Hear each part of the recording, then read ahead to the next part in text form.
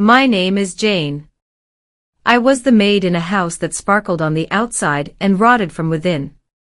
To the world, Cassandra and Philip were the perfect couple, two business tycoons, rich, beautiful, and envied across Denmark.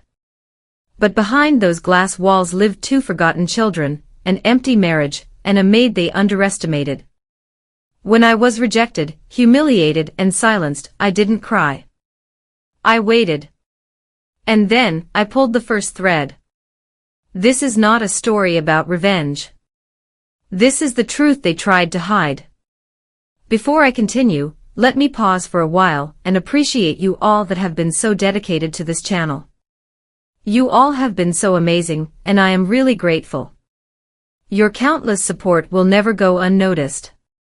Your comments, likes are very important to this channel. If this is your first time here, welcome to this family and subscribe for more beautiful stories.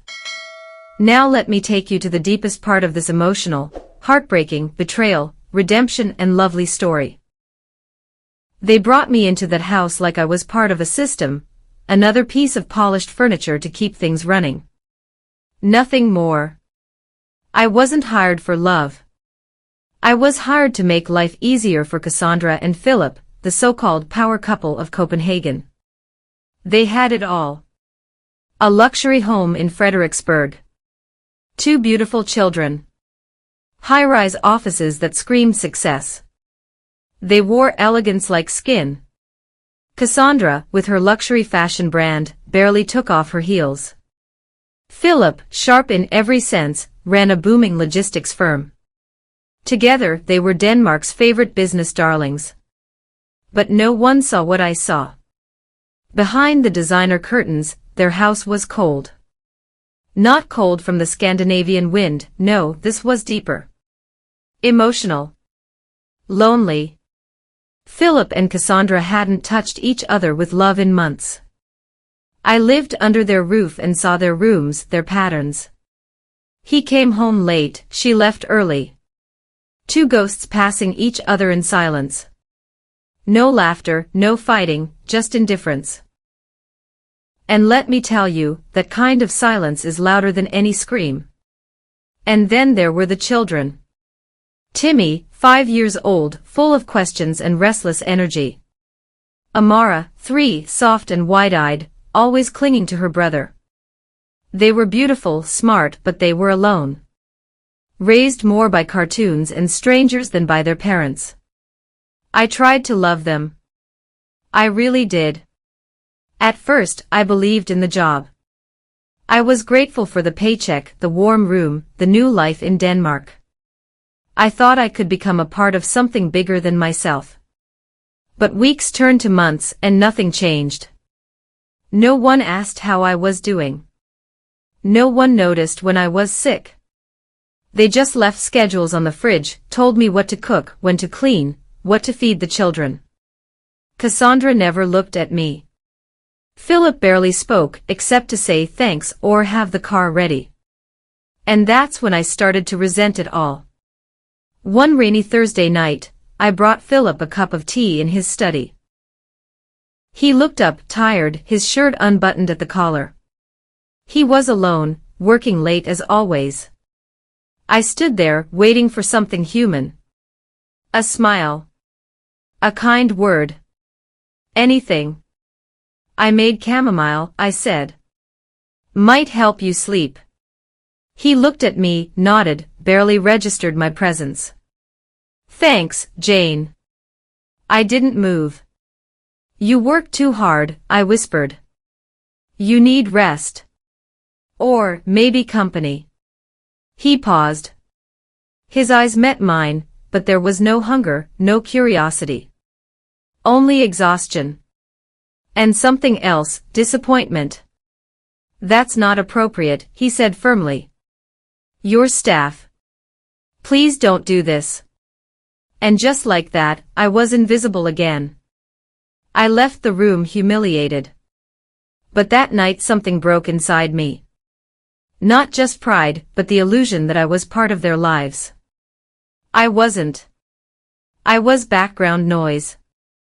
Disposable. Replaceable. So I changed. I stopped pretending. I stopped trying to be the good maid who loved those kids like her own. They were sweet, yes. But I saw how they copied their parents. Never saying thank you, demanding snacks with a pout, screaming when I said no. They started to annoy me. Your mummy doesn't care about you, I said to Timmy one day when he wouldn't stop crying. She's too busy dressing up for people who don't matter. I told Amara that her father loved his laptop more than her.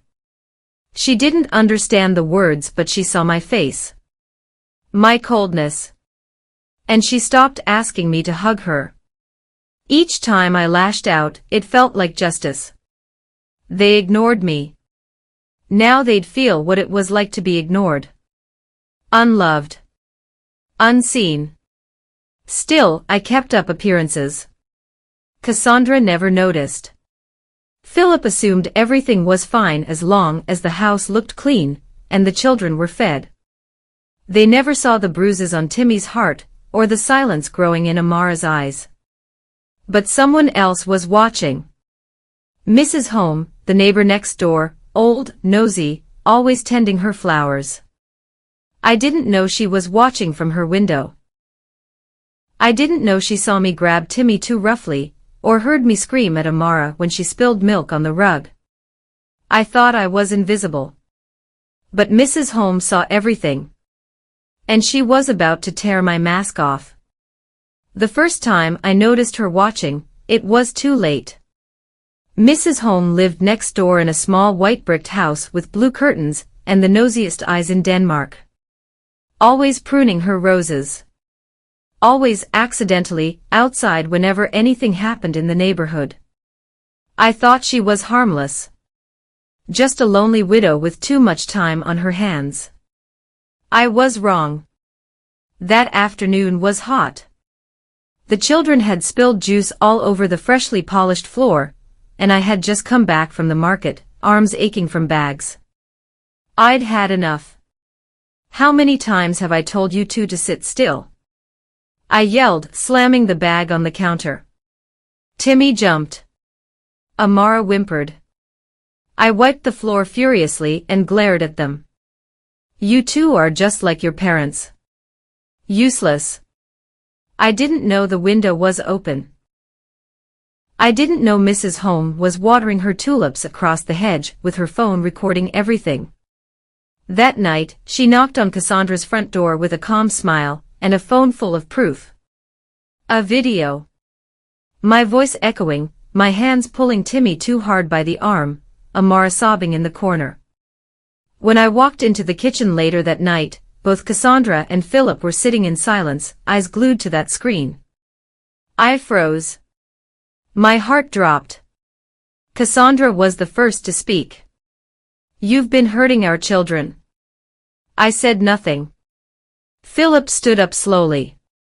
You shouted at them like that. You grabbed Timmy. Still, I said nothing. You're lucky we don't call the police, Cassandra said through clenched teeth. You're finished, Jane. You'll pack your things and leave tonight. I looked from one to the other. It was strange, seeing them angry together. For once they were united. But not because of love. Because of shame. Embarrassment. Image. I smiled. No need to act like heroes now, I said. You two failed them long before I did. Philip's fists clenched. Get out before I drag you out. Cassandra stood there frozen, probably imagining the headlines, Copenhagen power couple neglects kids, maid turns violent. And that's when I knew I still had power. I left that house without looking back. But the truth? I wasn't done. That family had turned me into something cold.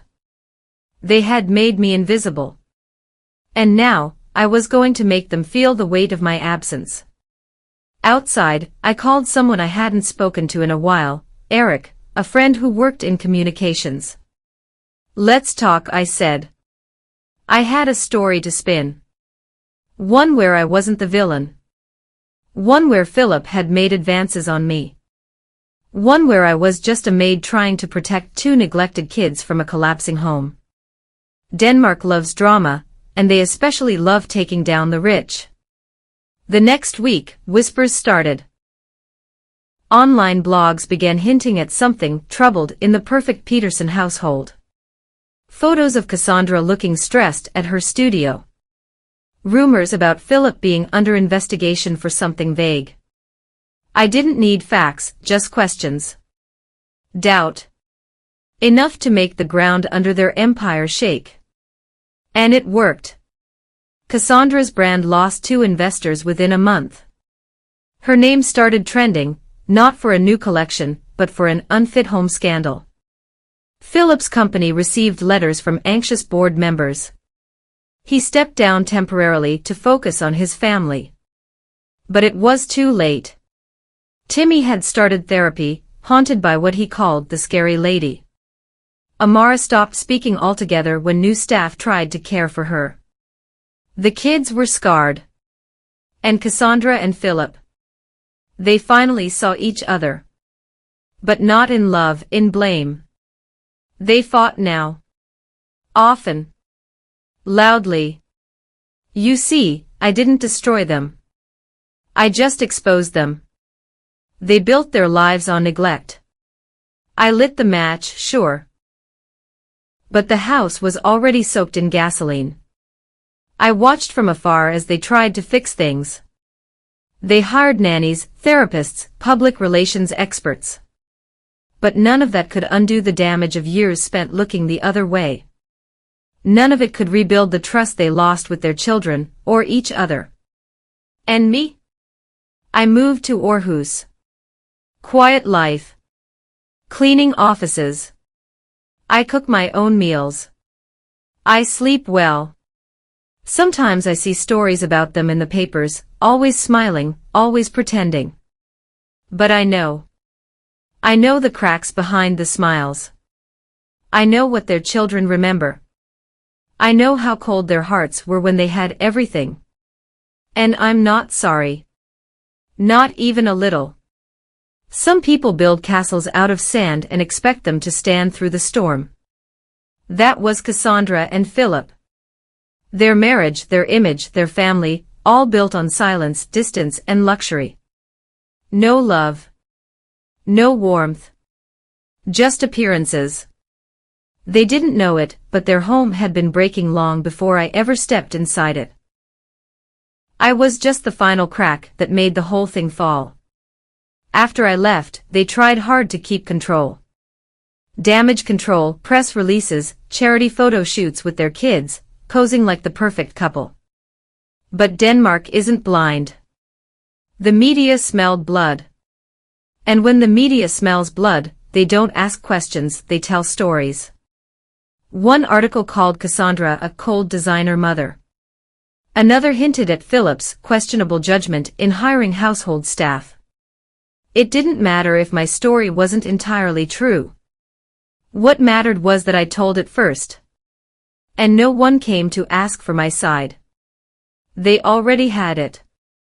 But even in all of this, I never thought the cracks would run that deep. By the end of the second month after I left, the kids had been pulled out of their private school. Family reasons, Cassandra told the press. But insiders leaked that Timmy had started throwing tantrums in class, screaming whenever a teacher raised their voice. Amara refused to eat during lunch breaks. The house that once smelled like expensive candles and fresh lilies was now filled with therapists, child psychologists, and damage repair specialists. And Philip. He changed. I saw photos of him on business trips, alone. Graying faster. He no longer looked like Denmark's golden boy. He looked like a man trying to fix a house where the walls hated each other. His company's stock took a hit, and his face was no longer on the covers of business magazines. The world moved on, and he stayed behind, tired, bitter, and broken. As for Cassandra, her brand never recovered its shine. Her designs, once seen as bold, now looked desperate. Stores started pulling back orders. Whispers of a pending bankruptcy floated in the fashion circles. She even tried to give an interview, crying about how hurt she was by the betrayal in her own home.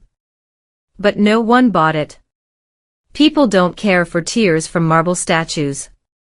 But here's the thing, I didn't do it because I hated them.